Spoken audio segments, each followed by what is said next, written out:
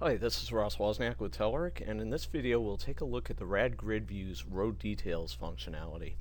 And I'll demonstrate how I've implemented it in a task management application that I built in Silverlight 4 called Taskit. So first let's drill down into the tasks page in Taskit. And on the right hand side you'll notice that I have a list of tasks in my RAD Grid View that are associated with whatever I have selected in the RAD Tree View over on the left hand side. So right now I'm looking at my tasks that fall into the Actions category. Now if I look at the RAD Grid View, you notice that it's got on each row it has a plus sign on the left side, and if I click on that, this is the row details template. So this is the area that we're talking about where we can display really any kind of data that we'd like. We could display additional properties for the task that we've expanded here. We could show things like description and things like that. We could potentially show another RAD grid view that would show records that are associated with this task. But in this case, what I have is a user control that has inside of it a RAD tab control. And that RAD tab control has two tabs, Notes and Attachments. Now if I right click on this record and do edit, in the bottom part you notice that we have the exact same tabs. We've got Notes and Attachments. So I'm actually reusing the exact same user control that we just saw. The only difference is when I'm in this page, the new button appears. So I've got a property in the user control that says that when we're in this context, this new button will be visible. So as I click New, I get really just a text box here where I can type in a note. So I'll just type in my note and click Save.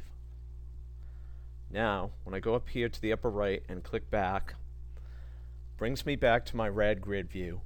And you notice here that now I have two notes. I've got the one that I had before, and then I have the one that I entered today, my note. So now in Visual Studio, let's take a look at some of the code behind this.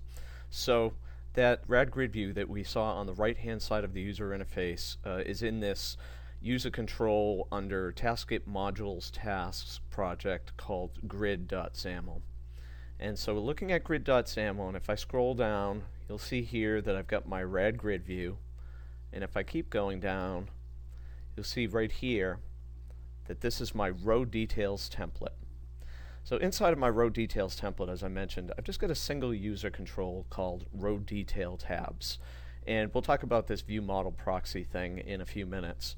But first let's go off and look at row detail tabs. So I have that right here. Okay, so this is just a user control that, as you can see, all it has is a RAD tab control, and it's got two RAD tab items. And each of those has, in its header, it has an image, an icon, and some text. So I've got, this is the one for the Notes tab, and this is the one for the Attachments tab that we just saw. Now also within the tab item, we've got a RAD transition control, and that's got a unique identifier called Notes Control Container. So basically what happens there, if I go into the code behind, you'll notice that here I have Notes Control Container, and I set its content property. So that's the content property on that RAD transition control. And it's going to be one of two things. It's either going to be a user control called Notes List View, or it's going to be Notes Detail View. So when we were actually looking at the list of notes, we were looking at the Notes List View, and then when we click New, and we went into that simple form that just had a text box and entered the new note, that was the Notes Detail View. So really just what happens is that it toggles back and forth between those two user controls. So let's just take a look at one of those. We'll take a look at the list. So this is what's showing the list of notes. And the important part here is this items control right here. So this is where we're going to display our notes. And you can see that the item source here is bound to a property called Notes. And since I'm using the model view model pattern in Taskit, Notes is a property that's actually in my view model. And the view model is the data context for not only grid.xaml, but any user control that lives inside of grid.xaml. So we can see here that we're going to display the created date, and then we're going to display the full name of the user that entered the note. and on the created date we've also got some string formatting in order to display it as a date and so forth. So it's a pretty simple control. So let's take a look back at the grid control. And remember I mentioned this view model proxy.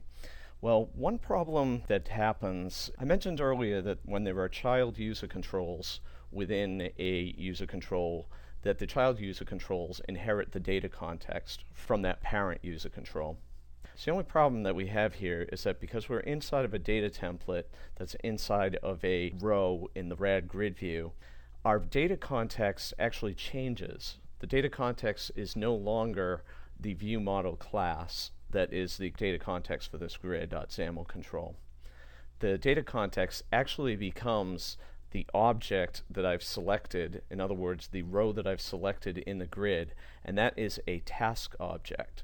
So I actually need to change that, because if I wanted to get at properties of the task object, that would be fine, but I actually want to get at some properties that are actually in my view model. So this view model proxy is something, I won't really go into this, but it uses something called data context proxy.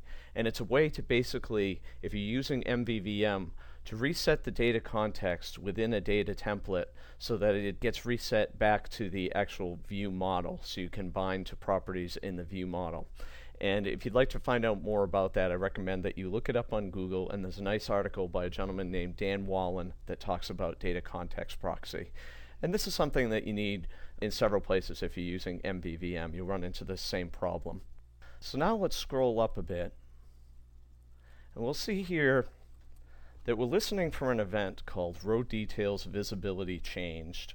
And here's our handler, so if I right click and navigate to handler, it'll go to my code behind. So the first time that we come into this event handler, the first if check that we do is going to be false, so we're going to go by that. Next thing that we're going to do is we're going to set the row that was expanded to be selected.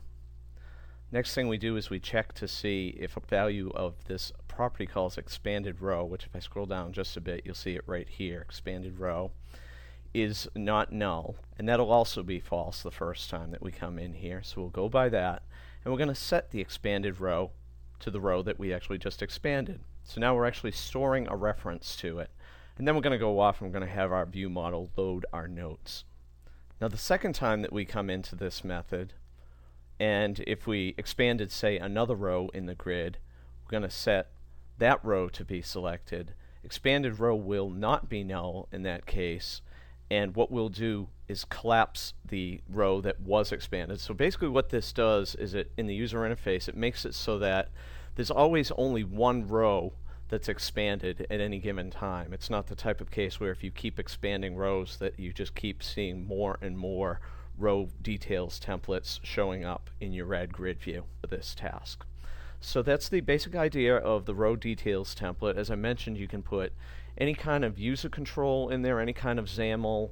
You can display properties of the current row that you've expanded in that area. You could put a RAD grid view that has related information, or in this case you could put RAD tab controls and display some other related information and so forth.